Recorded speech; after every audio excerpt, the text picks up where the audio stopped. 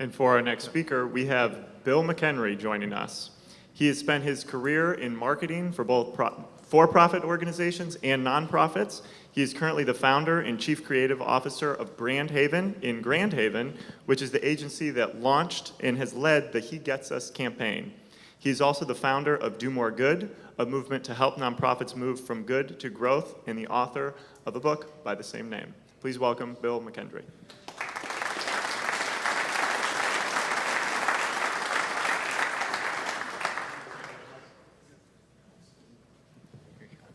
All right.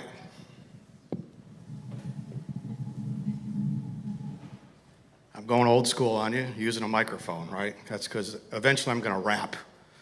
So, very good to be here. Actually, good to talk locally. I travel around a lot and speak a lot around the country, and so it's always good to have a local gig. You can drive right. I drove here from Grand Haven, went through Quality Car Wash. It was really nice. You know? So the first thing this is an interesting presentation for me in the sense that normally I just present what I'm working on and what we learned and stuff like that. But the challenge here was, what did I learn in the process? And so I'm going to be walking through both of those things that I've learned working on He Gets Us, but things that I've learned, approaching He Gets Us and since, personally. And so what did I need to get before I got He Gets Us? And we're using an old-fashioned, we don't have a clicker thing, so we're doing old-fashioned Lewis. So next slide.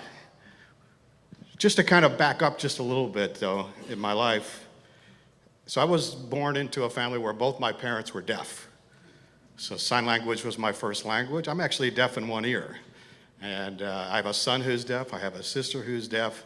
It's something that has been a part of my family, right?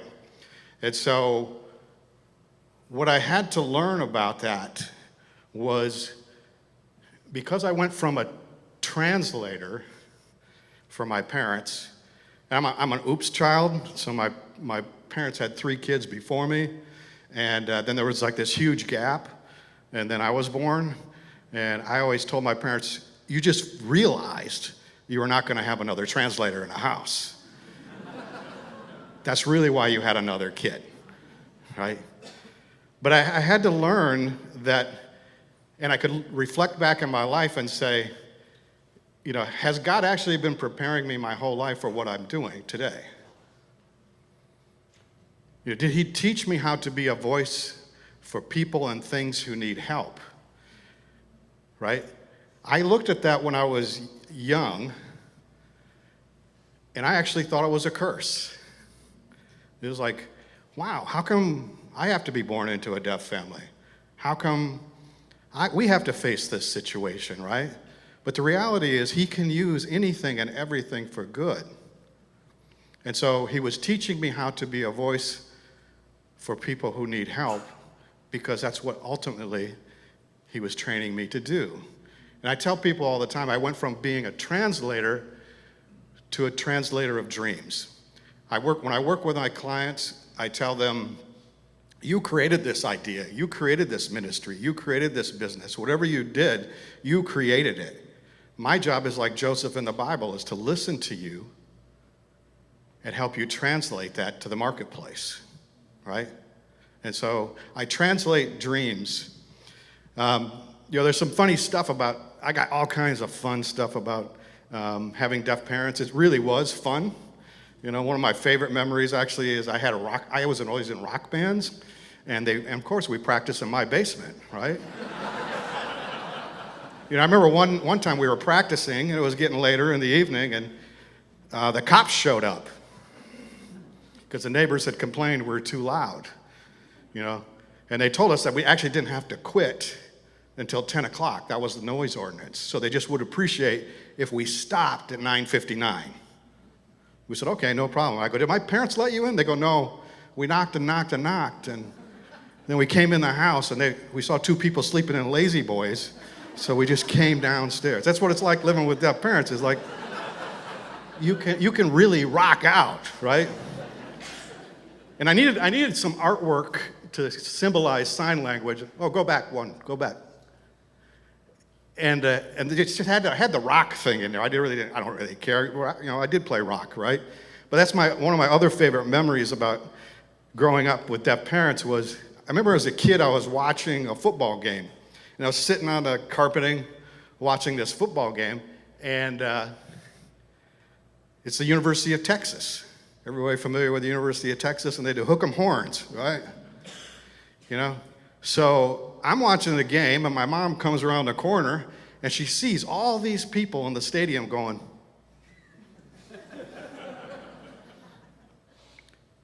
My mom looks at me and she says, "Did the ref make a bad call?" Because in sign language, that means BS. So when I see all these kids rocking out, it's like, I think of my mom. She'd probably go, what's the problem? Is the band really bad or something like that? Another thing I have to tell you, though, I always have to put a caveat at the beginning of my speeches. From here forward, I'm going to be giving you a lot of information, okay? And I'm known for making people feel like they're drinking water from a fire hose. And every time I look at my slides, I always go, I should cut like 10 of these slides. Instead, I'm just going to talk a lot faster, and we're going to go through a lot of stuff, because I think it's really important, especially, you know, I'm in front of Christians. I'm in front of Christian business people. I'm in front of Christian ministry people. There's some things that I learned in the process of not just doing He Gets Us, but being in the advertising and marketing business for a long time, that are things that we can all use in our ministries and in our own personal kind of outreach to others, right? And so hopefully what you get out of my presentation is not just, hey, Bill did a whole bunch of He Gets Us stuff and he's telling us about that. No, Bill's gave me insights on things that we could use and do better to be more effective at work, in our outreach, in our ministry. Because these are all tools I had to learn, and you're going to understand how fundamental communications is to our job as Christians. And so, now you could go. One caveat, though, is, you know, and so just kind of back up a little bit. So I actually grew up in Muskegon. I moved to Colorado. I went to the University of Denver. I worked with an advertising agency that was based in New York. It was still the biggest advertising agency in the world. I cut my teeth doing originally stuff for American Express, Dodge, Taco Bell, Kohler, Target stores. I mean, that's where I got my start. I always tell people, you know, one of the funny things that came to my mind when I was working on that stuff was Taco Bell and Kohler. I wonder if they could do a co-op program, you know? Garbage in, garbage out. That kind of ended my career at BBDO, and I moved back to Michigan. So we moved back to Michigan, but my wife and I moved back to Grand Rapids, and we really didn't know much about Grand Rapids other than I was in advertising, and there just wasn't a lot of action going on in Muskegon in an advertising business, right? And so we knew we couldn't go there. We thought we would come to Grand Rapids. Total blessing, right? It's really, our faith grew. It was a great place to raise our kids. And then finally, we've gone full circle and gone back to Grand Haven. And so I used to own an advertising agency in Grand Rapids and Colorado Springs called McKendry. And we were right downtown. We were down there for 25 years. And I sold that agency off, and I was thinking I was moving to Grand Haven to kind of create a little boutique shop and hit the reset button. So I started a virtual agency in 2018. Which when COVID came along, and it was smart to be a virtual agency, right? And so my shop still to this day only has 11 people. There's over 400 people that we have working on He Gets Us.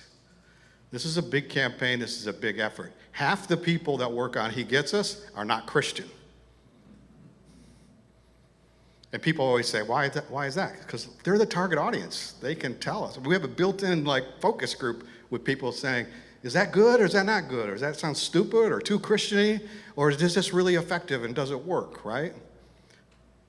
And so that's the kind of the tension that I like to create when we create work. How many people here are familiar with the He Gets Us campaign? It's about right. Right now, we currently, after only 2 years of running this campaign, we have about 75% awareness in America, where you say to somebody in a survey, are you familiar with any campaigns about Christianity? And He Gets Us is the first thing that comes up. 75% of America, right?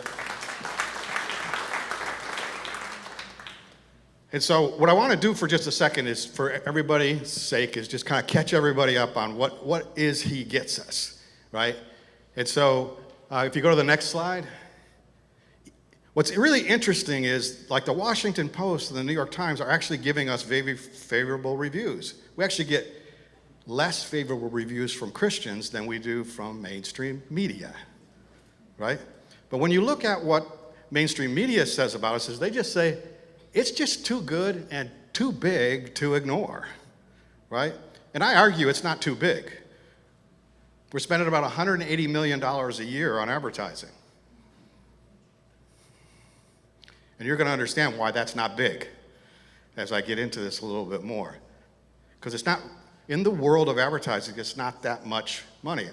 I have a new story that I educate Christian donors around the country on this to let them know how it's not that much money. And it's actually a story based in Holland, Michigan. I tell people all the time, as I talk about He Gets Us and how we don't actually have enough money, but at the same time, though, the donors that we have are very serious about success, just like people who want to make money.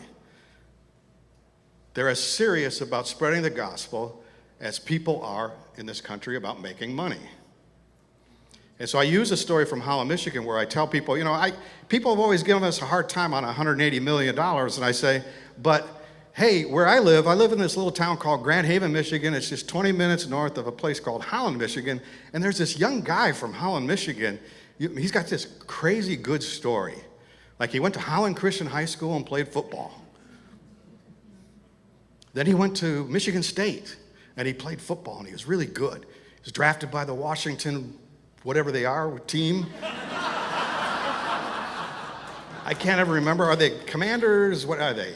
So he's drafted by Washington. He's actually he's supposed to be the backup. He becomes the starting quarterback. He gets so good and famous that the Minnesota Vikings, pick him up as a free agent. He does really well there. And, just this last year, the Atlanta Falcons are so serious about winning the Super Bowl, they felt like the missing piece that they had was a quarterback. So they went after Kirk Cousins,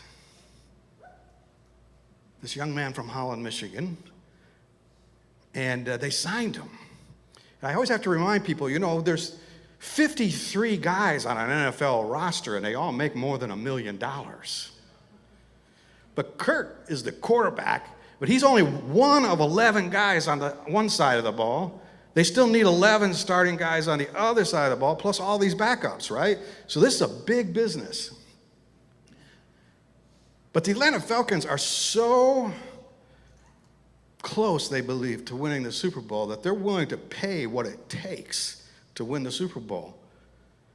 And I said, you know what Kirk Cousins' contract is? $180 million for one guy.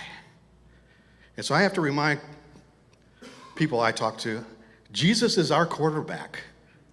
I think he's worth the same or more, maybe, than Kirk Cousins, right?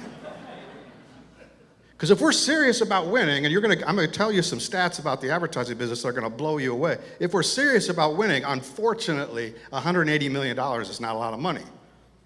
But we've done miraculous things with that money, including getting great reviews from the New York Times and the Washington Post. So what I'm going to do is I'm going to walk you through a few commercials. That was the first commercial that we ever ran for the He Gets Us campaign, and it's still to this day the most popular commercial, right? But we need to reach into people, like these people don't feel welcomed in the Christian church. The people that we're talking to are spiritually open skeptics. And there's about 54% of America that is either a spiritually open skeptic or a cultural Christian. And we're going to talk a little bit more about them. But those are the people that either won't come to a church or are walking away from a church. But it's 54% of America that's part of what we call the movable middle. There's still hope, right, for 54% of America. So when you hear stats that America is 63% Christian, self-identified as Christian, half those people are cultural Christians, and doesn't take much to kind of talk to them, and you realize they're not really fully Christian, right? Like you talk to them about the resurrection. Nah, I don't know about that. Virgin birth? Nah, right? So these people haven't accepted Jesus as divine, but they call themselves Christians, and we're going to get a little bit more into this. But then, so we had to press into people's felt needs. These people don't feel welcome to Christianity. That was the first ad. But there's also a lot of people who actually feel like outcasts. And so here's the second ad that we ran.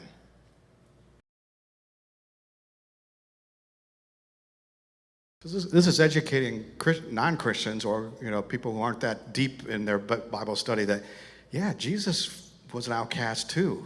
He was wrongly judged by a lot of people. Matter of fact, they killed him for it.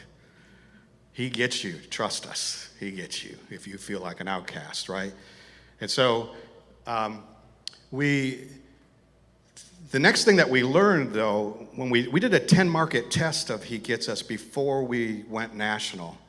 And what we learned very early on was that for whatever reason, live programming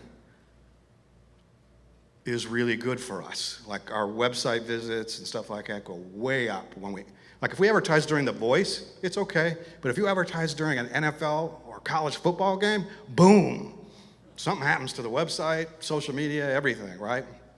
So if you go to the next slide, what we learned was big events have superpower. And I told the donors that are behind He Gets Us, when I said that, when they first called me and I said, if you guys want to go big, we can go big, but you got to come up with the money to go big. But you have to know that the one thing that for sure we need to do is we're going to be in the Super Bowl. That sounds easy, right? Except for the money part, right? It's a lot harder than you think. Did you know the NFL had a ban on religious advertising? And so when we went to Fox to say that for our first Super Bowl, we want to be on the NFL during the season and we want to be in the Super Bowl, they go, you're going to have to get NFL approval on that. So they actually took it to the owners, and unbelievably, this is how God works. I see divine orchestration in all of it. We happened to pick Kansas City and Dallas as one of our test markets. So when it was brought to the owners' meeting, the owner, Jerry Jones of the Dallas Cowboys, and the Hunt family had already seen our ads. They didn't know that we weren't running nationally. They just saw them on TV, and they already saw them. So when it was brought to the owners, it was actually Jerry Jones and the Hunt family, who owned the Kansas City Chiefs, who actually advocated for He Gets Us. And it was actually Jerry Jones that actually campaigned the hardest for us, which I'm like, wow, really? And he actually told the owners, he goes, I don't care what you believe, I don't care what your religion is, America needs to see these ads. The owners voted unanimously to let us in. That move, right? That move allowed the NCAA to let us in. That allowed the NBA to let us in, the NHL to let us in, the Major League Baseball to let us in. That bold move by those ownership groups created an opportunity for He Gets Us to get in live events. Matter of fact, the only 2 live events that we can't get in yet, and we always say yet, are the Oscars and for some reason March Madness. I look at the March Madness, I'm like, really? You allow like gambling and alcohol and stuff like that, but no Jesus? Oh, that'd be terrible, right? But the thing is now that people have seen the ads, they're not as afraid of us, right? And part of that was building that trust during the Super Bowl. So as we go into the Super Bowl, our very first Super Bowl, the media is all talking about this, and everybody's upset that there's going to be a Jesus ad during the Super Bowl, buzzkill, right? And so we knew that we needed to do something really special the first Super Bowl. And so when I talked to the donors and said, hey, remember, we're going to be on during the Super Bowl. They go, yeah, Bill, you told us we were going to have a Super Bowl ad. We budgeted for that. I go, yeah, but we came up with a little slightly different strategy. Well, what's that? And I said, we want to run 2 Super Bowl ads. They go, 2? I go, technically 3. Because you buy Super Bowl in 30-second increments, right? So the first ad was going to be a 30 to kind of set things up, and then the second one is going to be a 60, really to drive our point home. We think, being in the first half and being in the second half in our first Super Bowl as a way to really kind of kickstart this campaign. And they're like, all right, Bill, how much is that? I go, normally $24 million. But it's on sale. We can get it for $18 million if we commit to both of those slots now. What I love about these donors is they're smart business people. They support a lot of ministries. And you know what? They said, well, you got us a deal. Let's go, Bill. And they're not even from West Michigan, right? So let me show you the 2 ads. So if you remember, this is 2 Super Bowls ago. We had one ad that ran in the first half, and then one ran in the second half. So let's look at the first one.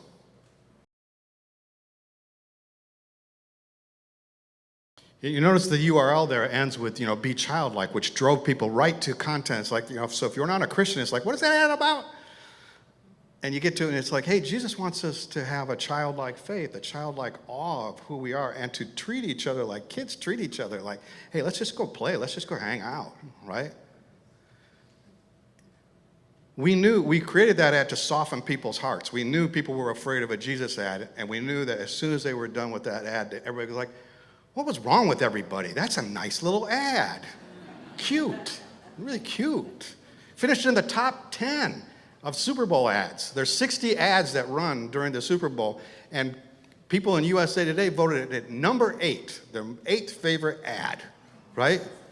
Which I didn't think was possible for a Jesus ad, right? But it's like, when I saw this one, I'm like, it's got all the elements of a successful, ad. It has kids, great music and stuff like that. I always say if you got kids and you got male stupidity, mild violence, and usually like an animal, that's all 4 ingredients that you need to have a great Super Bowl ad, right? So we had a few of those.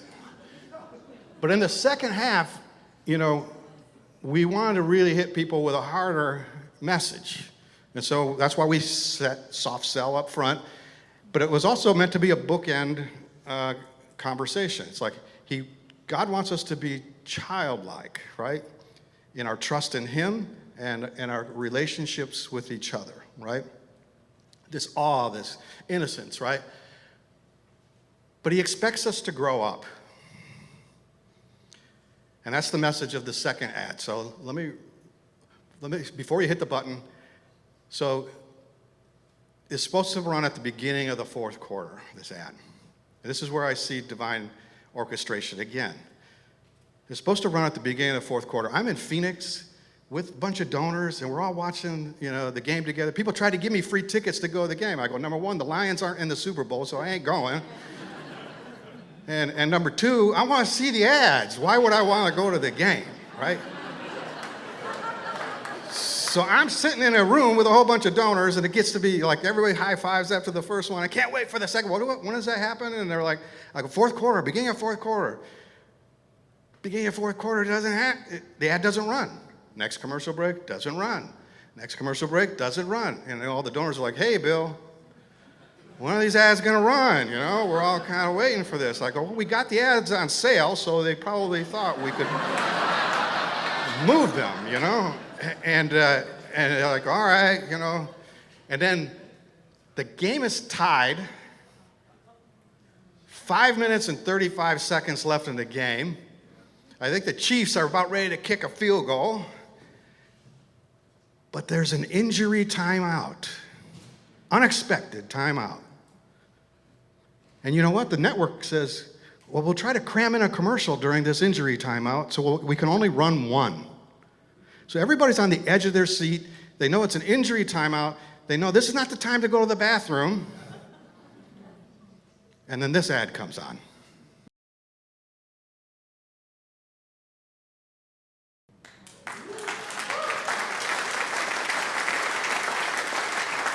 So love your enemies, right? Who does that mean? People you don't like. That's the hard part about being a Christian. We don't have to just be nice to our enemies. We don't just have to be tolerate them. Jesus commands us to love them. Not an easy thing, right? So you have all these people looking this up, right? And they're learning. Wow, man, Jesus was thinking radical, man. Still is. We know that, right?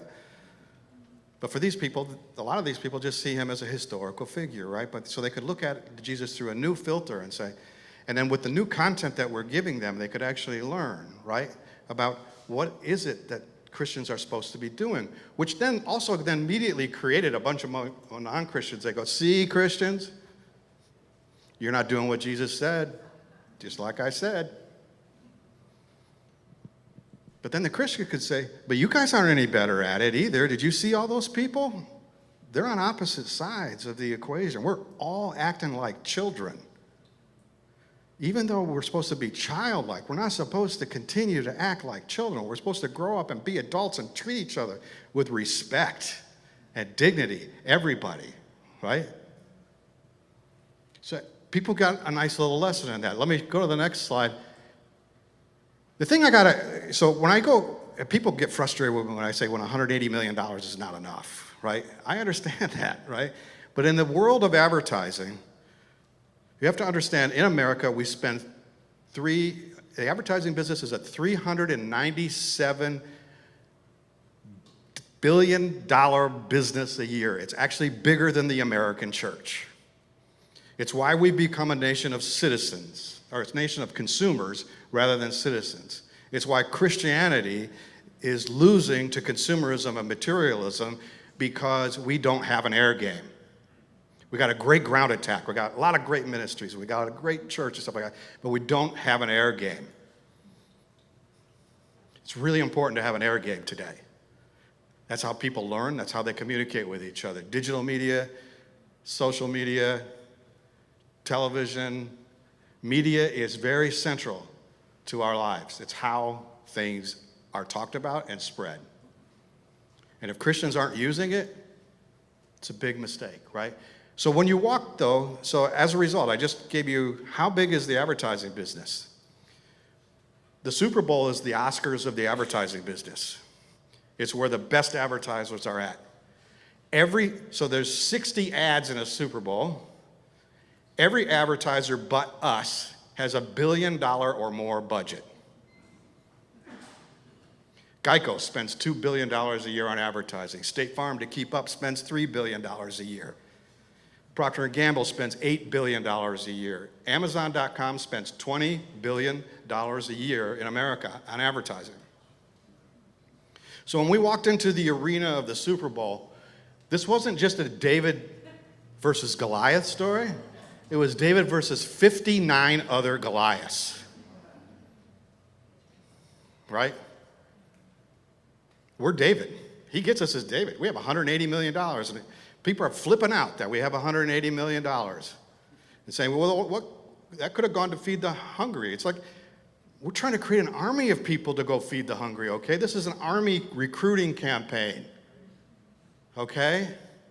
And the people who are supporting they're not spending their grocery money. They're also supporting Feed the Hungry, right? They're doing these things, but they have decided to spend even more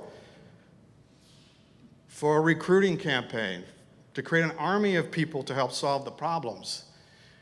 So we walk in as Goliath walk in as David against 59 Goliaths with 2 ads that nobody wants to watch. Like, all the hubbub before the Super Bowl was, who's going to watch the Jesus ads? You know, that's a good time to go to the bathroom, right, or go get a beer, right? We dominated 51% of the conversation about advertising during the Super Bowl.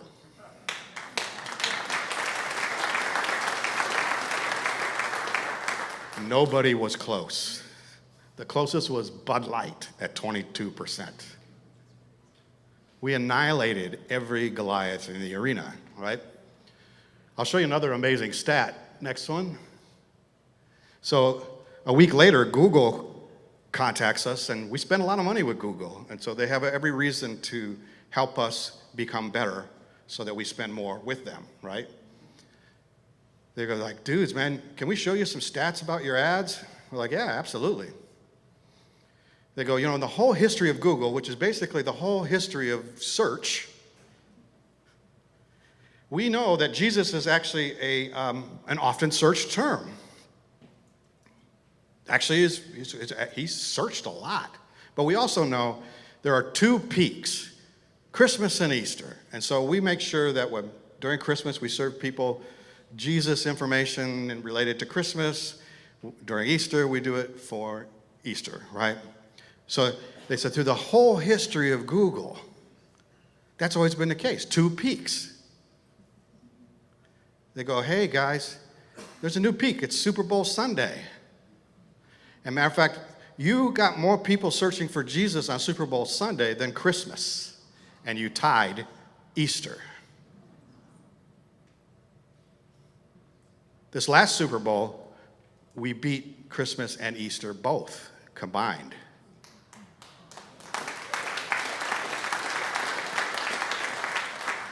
I wanted to put the title of this slide to be, We Kicked Christmas's Butt, but my staff wouldn't let me.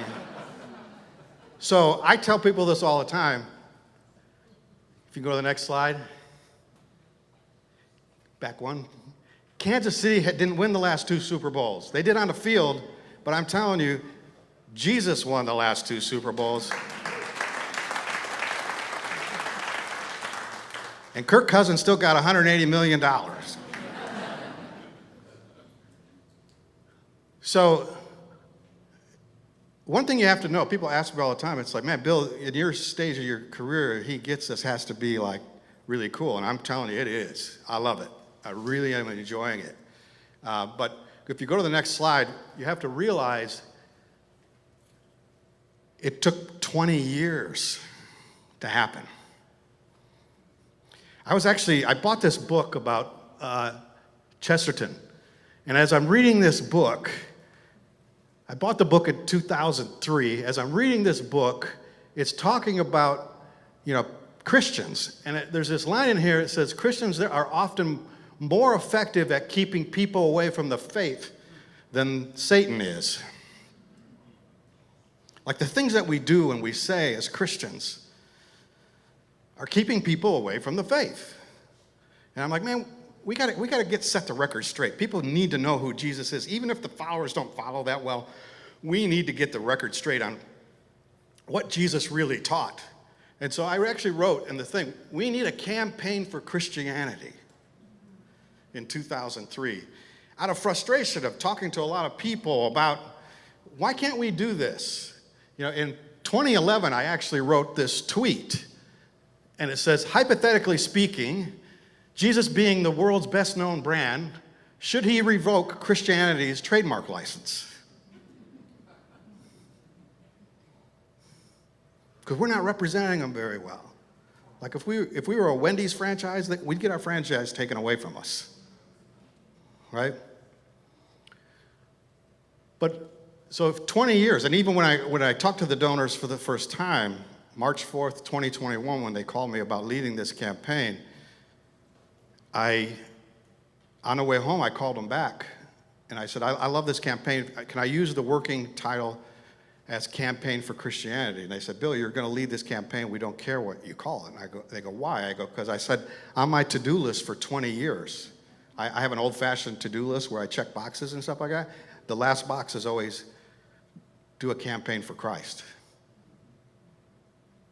20 years, right? But then you go back even further. Next slide. I've actually been on a 30-year journey, as what I call being a media missionary. When I started Hayden McKendry in 1994, I got together with Jim Hayden, whose career was at Leo Burnett in Chicago. He did 6 Super Bowl commercials for McDonald's. One's still like one of the most remembered commercials today. The one with Larry Bird and Michael Jordan. Nothing but net, right? And if you really believe that they went through all that for a Big Mac,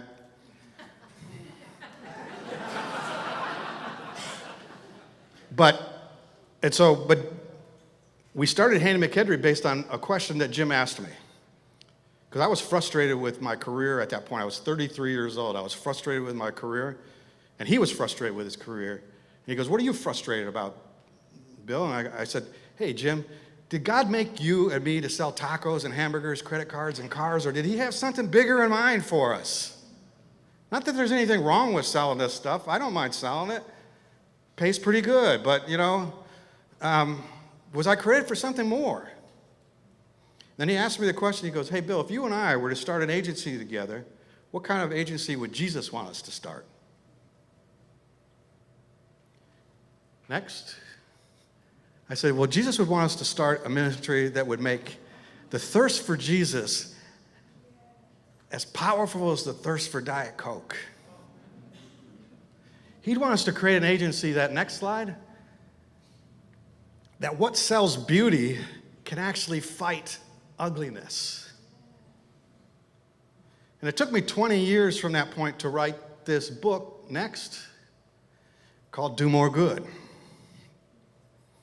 And then in Do More Good, if you go to the next slide, Do More Good is based on a process called the ideas process, where you start with insights. You develop a strategy and direction. You look at a lot of different executions from a lot of really talented people. You figure out a great action plan, and you have to have measurements for success, right? So I write this whole book, right? And I'm thinking, this is it, man. This is like the end of my career. I got this little shop in Grand Haven. I got this book. I guess God's done with me, right? But when I got the call from the donors to do this campaign, which started with a budget of $24 million, and I had to tell them up front that wasn't enough money, that's when they got up to $180 million. They said, "How are you going to do this, Bill?" I go, "I already wrote the book, Ideas Process. I guess God's been preparing me for this moment," right?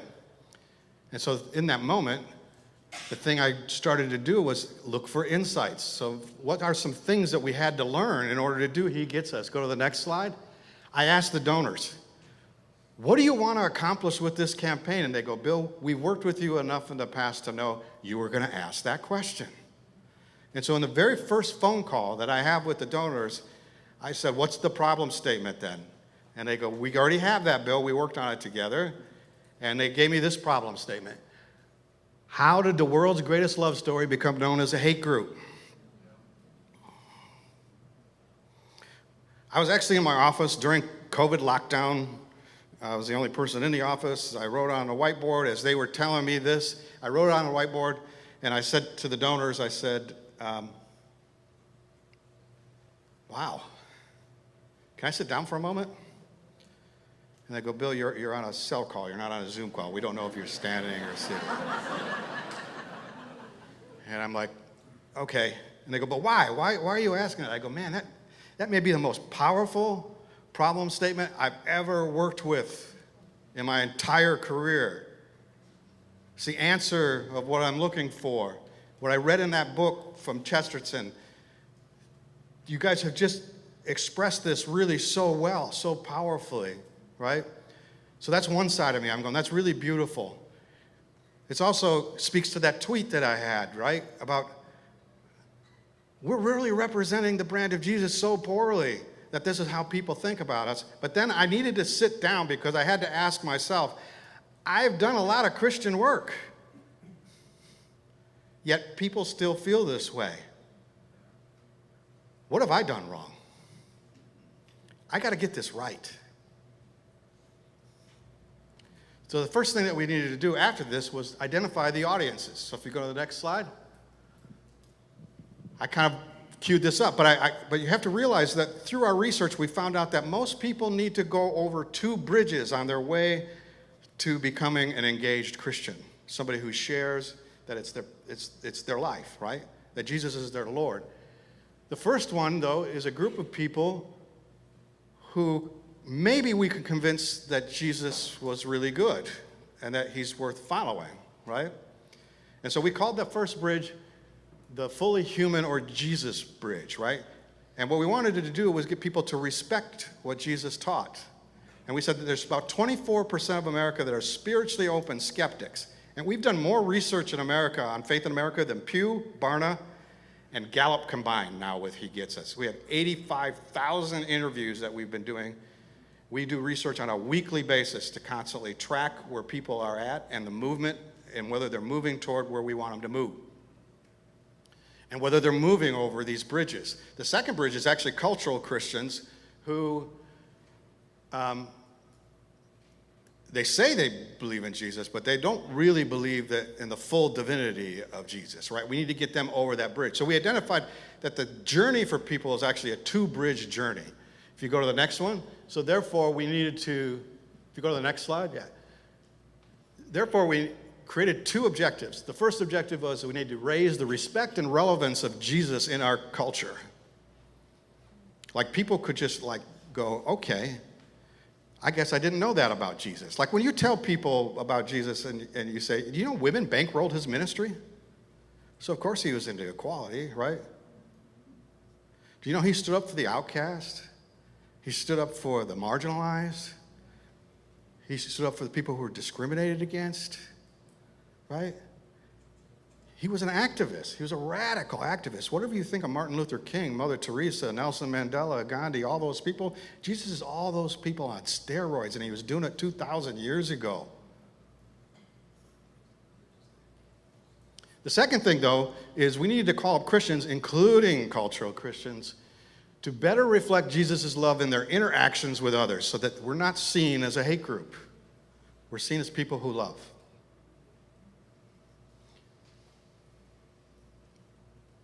What we've also found, next slide, is Jesus actually still demands respect. The good news that we got to tell the donors up front is there's nothing wrong with the Jesus brand. It's the Christian brand that people have trouble with. It's the church brand that people have trouble with. Because regardless of faith, people recognize we all benefit from a greater understanding of higher ideals that were expressed by Jesus, and that Jesus inspired forgiveness, equality, grace, which are indispensable to a civilized society. 85% of this country has a healthy respect for Jesus. They just don't like Christians. Right? When you ask the question, would this world be better, regardless of your faith, regardless of your beliefs, would this world be better if more people acted like Jesus? 92% of this country says yes. The other people are just stubborn as a mule and won't answer yes to any question that has the word Jesus in it.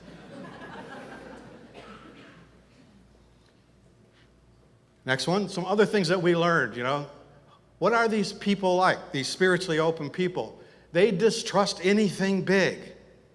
Politics, academia, business, media, pharma, tech.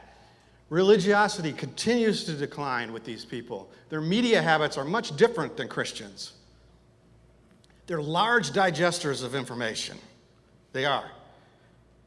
These people are on the internet 9 hours a day.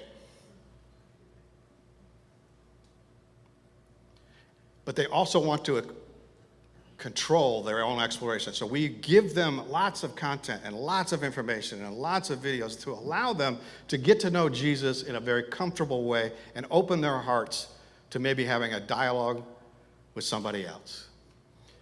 A couple other things with this. Next slide. Some key values of the spiritually open is fairness is critically important. Authenticity is a core tenet. Inclusiveness and diversity can't be ignored, and emotional health leads all health concerns. When we did our research before COVID, when you asked people what really concerned them, it was relationships, especially like divorce and stuff like that, and then also addiction. Those were the top two. After COVID, and this has been true since, it's been number one, most concern for people is anxiety and toxic relationships. They can't even get together with their parents anymore for Thanksgiving because it breaks out in a political argument. I like politics as much as anybody, but I've had to learn to drop it. I really don't. I mean, I have so often I want to like put something on my Facebook or social media about how I feel about politics, and I go, I can't. Because I represent He Gets Us, and it's going to blow our cover.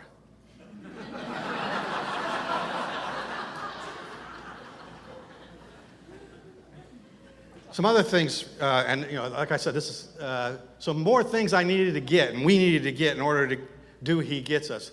What I love about this one is we tested all kinds of propositions with people, and we asked them, is this convincing or not convincing? The most convincing thing we said to people in our research, and we're trying to make people feel this. We can't just come out and say this, but eventually I'd like to try to come out and say this because it tested so well, that when you tell spiritually open skeptics and cultural Christians, people who are leaving the church, that Christians don't own Jesus. He's actually for everybody. Look at the Bible. The original Christians were called followers of the way. Christians is actually a derogatory term given to Jesus' followers by the Romans. Kind of like what we say, you nut job conservative, you nut job progressive. They said, you nut job Christians. Just going around loving people all the time and stuff like that, doing good stuff, right? So, some things that we really learned was, and this is where I want you to kind of look at these, and somehow we'll have to make some of this stuff available, but what I want you to look at this and say, in your own ministry, in your own way that you talk to other people, keep these things in mind. We need to separate political and ideological from ethical and spiritual. We got as Christians, we have to really watch ourselves on political fronts. We really do. We need to change our approach. Churches scare people. Inviting someone to church, what I've learned and what we've learned through this is like inviting a kindergartner to 8th grade math. They're just not ready for it. They should spend some time with you. They should spend some time with the Bible. They should spend some time getting to know other Christians and how they feel and why Christianity is important. Don't drag them to church. They won't get it. And they might actually be pretty turned off by it. I know that sounds crazy, but the research says that's not the first thing you do. Recognize that their instincts, these people actually know that there's a higher power and that they have a higher purpose, especially people under 25, 74%, the highest number in the history of taking this number, say that they're spiritually open. Because they realize the secular narrative doesn't work. And the funny thing is you ask them about Christians. I don't really like Christians. Who do you dislike more than Christians? Atheists. They go, how can somebody just discount that there's something bigger or more powerful out there? You can't do that. It's not intellectually coherent to do that. So the atheists aren't winning young people, but neither are the Christians. But the good thing is, they believe that they were created for a higher purpose. They are spiritually open, right? They go back one. Digital community is the new normal, man. URL instead of in real life, right? That's where we're at. But at the same time, young people and everybody they desire community. Culture is divided. We got to realize that. We got to stop dividing ourselves. But you have to realize that these people actually want to believe. There's a lot of people out there. 54% of America wants to believe. But you have to realize that there's so much going against them today. Everything is against them. Culture, media, politics, pharma, tech. So they need a hopeful message. We've created one. He Gets Us, all of us. Some measurables that we use for He Gets Us is Jesus a worthy example to follow? Does Jesus love all? Does Jesus understand me? Do I desire to read the Bible more after seeing this campaign? We're up double digits in every single one of those categories, and we know that we've already moved 30 million people toward Jesus.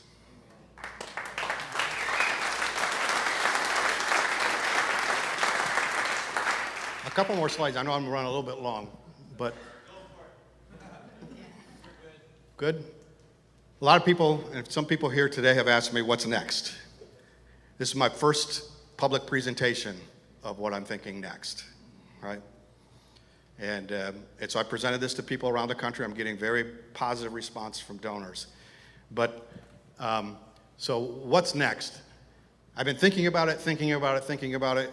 You know, God told me, I actually, was wondering what's next. I had a conversation with God on the North Pier in Grand Haven. And I heard him say as audibly as you could possibly hear. And he said to me, Bill, tell him the rest of the story. What's the rest of the story? I kept searching for information. He kept dropping breadcrumbs. I kept reading all kinds of stuff in places I didn't even expect, like the New York Times and stuff like that. And then, to kind of sum it up, though, I go to this year's Super Bowl, and I'm leaving the Grand Rapids airport, and I sit down next to a young man. He comes and he sits down next to me. He's got headphones, and stuff like that. And I don't know, I'm stupid. I always try to create conversations with people on airplanes, right? Because I learn stuff. I always learn stuff. And so I asked this young man, I go, hey, we're gonna go connect in Denver, and then I'm gonna go to Las Vegas, and I didn't know where he was gonna go. That's where the Super Bowl was at. And he says, I'm from Los Angeles. I was like, wow, cool. I go, what do you do in Los Angeles? He goes, I'm a pastor. I'm like, hey, cool. Why were you in Grand Rapids? He goes, I went to a conference at Calvin College. And he goes, I'm not even CRC, I'm Baptist. And I go, okay, so what'd you learn? He goes, hey, Bill, I was actually up all last night writing down what I learned, because I'm not the senior pastor at this church. And I know when I land back in Los Angeles, the senior pastor was going to ask me, what did I learn, right? And so he said, I needed to get it down, right? And I go, great. He never asked me what I do and why I'm asking all these crazy questions, right? And he goes, so if you don't mind, Bill, I'm going to tell you what I learned, but I'm going to put my headphones on, I'm going to go to sleep. I go, sure, I'm going to take out a pen right now. I'm going to just give it to me, man. And he goes, okay, so the headline is, what I learned was we got to stop doing church. And we got to start being the church again. Again. And I go, wow, that's a good headline. Can you unpack that a little bit for me? Because I want to hear what your take is on it. He goes, I'm in a church, right? And he goes, I realize that churches, including our church, focuses too much on structural issues, doing service and Sunday well. He goes, we got a packed house every week, and we think we're really successful. But clearly, we're not making as big of an impact in Los Angeles as we would like. But we do service on Sunday really well. He says we actually do Wednesday really well. We do a lot of things really well. But what we don't do well is we need to turn our attention back to being relational, building community, and making people feel loved. In short, he said, we need to get our people participating in and not just consuming the gospel.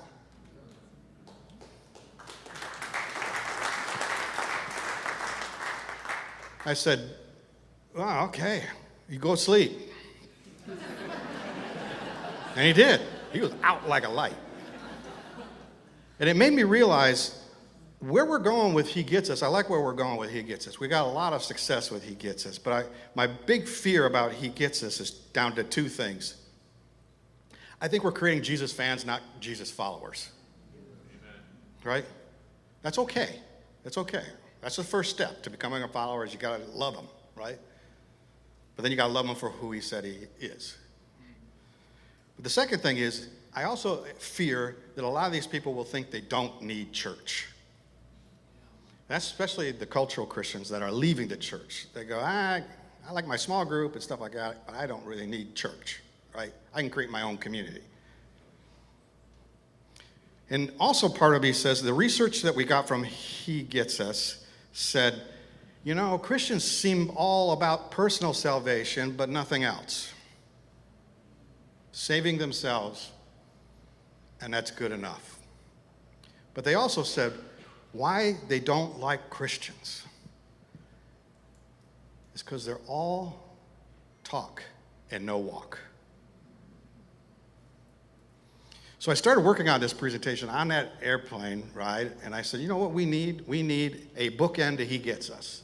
When God said to me, tell the rest of the story, He said, He was telling me, tell the rest of the community story of what Jesus created. The church is the bride. Jesus is married to the church. When He comes home, He's coming home to the bride. That's why we need to be in the family of the church. It's a love story. You can't separate them. Like I know people that say, hey, Bill, I like your wife, but not you. Well, it's like, well, we can't really be friends and hang out, right? So I said, man, what we really have to do is we have to figure out how to mobilize Christians with service opportunities. When I talk to pastors, they go, people don't know how to activate their faith. How do we do this? And we have to make sure that the churches and all their programs, are known. Like the church I go to in Spring Lake is Harvest, and we have Celebrate Recovery, and it's a phenomenal addiction program, right? But you talk to anybody that's got an addiction problem in Spring Lake, Grand Haven, and you go, Harvest has a great program. They go, they do? Nobody knows about it, except for people who go to church, which is getting fewer and fewer people, right? But I also learned through He Gets Us that you need a rallying cry and a campaign to get around. We gave away $4 million worth of hats and T-shirts. And when we put it out to the marketplace, and they had great lines on them, like, Jesus let His hair down too, and stuff like that. And we thought we would get a whole bunch of spiritually open skeptic people wanting those T-shirts. When we followed up and we gave away $4 million worth of merchandise because the donors said, hey, did you figure out who got that stuff? And we go, no, we got to figure that out. We gave it away. It was all Christians that got the stuff. And we go, why did you order it? It was supposed to be for the spiritually open skeptic. And they were like, because when I wear that T-shirt that says Jesus was a refugee, or Jesus let His hair down too, or love is loud, hate is loud, but hate is loud. Love is louder. When I wear that T-shirt, people ask me about my faith. And they ask me about Jesus. It's like the best opening line that I have is I wear the T-shirt all the time. I wear the hat all the time because it opens up conversation. So you need something, a hook, that does that. But we promised that He Gets Us was not going to be a back to church campaign. So He Gets Us cannot be a back to church campaign. So we need one. And we also need to equip Christians and leaders with the research that we have of things we can say and do better that will be more effective with your outreach. And so we came up with Jesus Does. And Jesus Does, if you go to the next one, is actually going to be driven by an app, hyper-localized app, where you're in Holland, Michigan, and you're wondering, how do I activate my faith? Well, we're going to invite people to come to this app in the community. We have to advertise it so that they actually come to it. And we're going to say, if you have a need, it doesn't matter whether you're a Christian or not, if you have a need in this community, we need you to put it on this app. And there are Christians and churches waiting to help.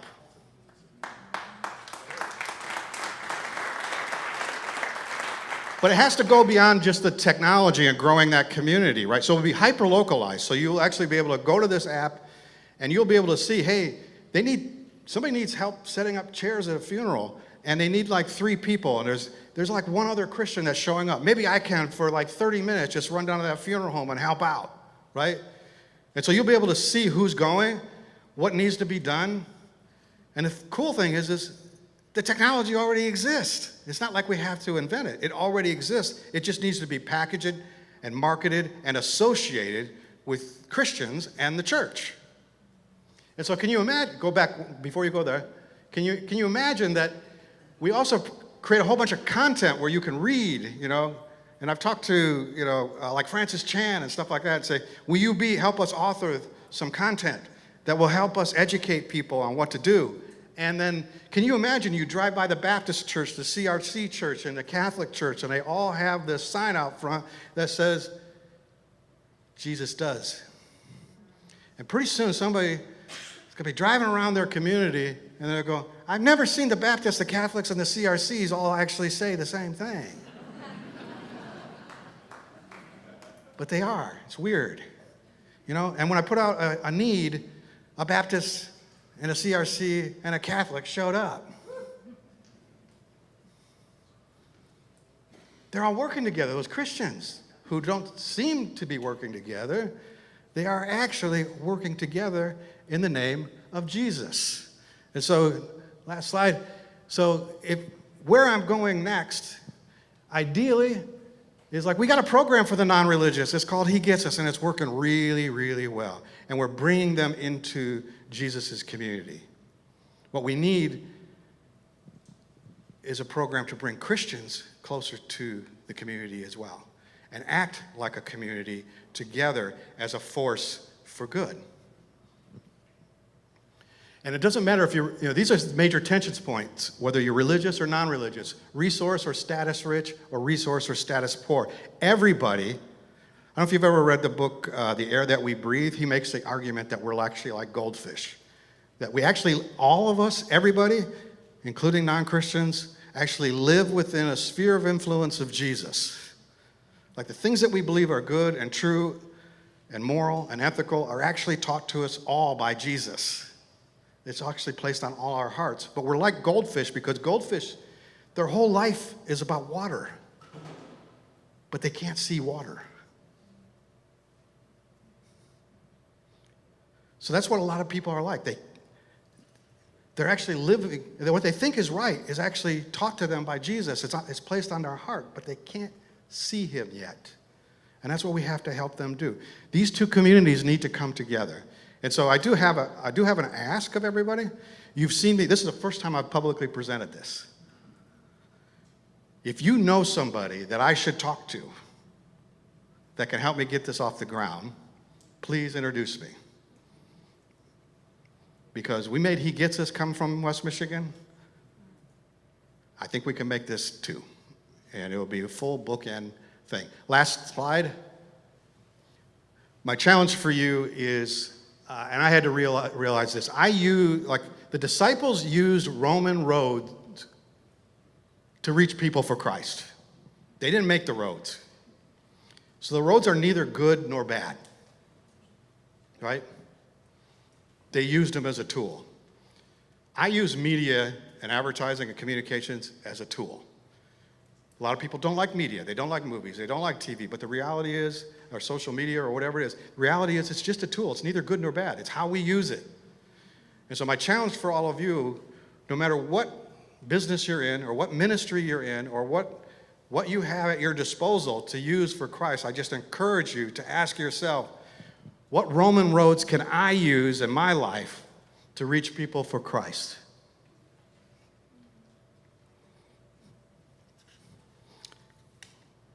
Ta-da.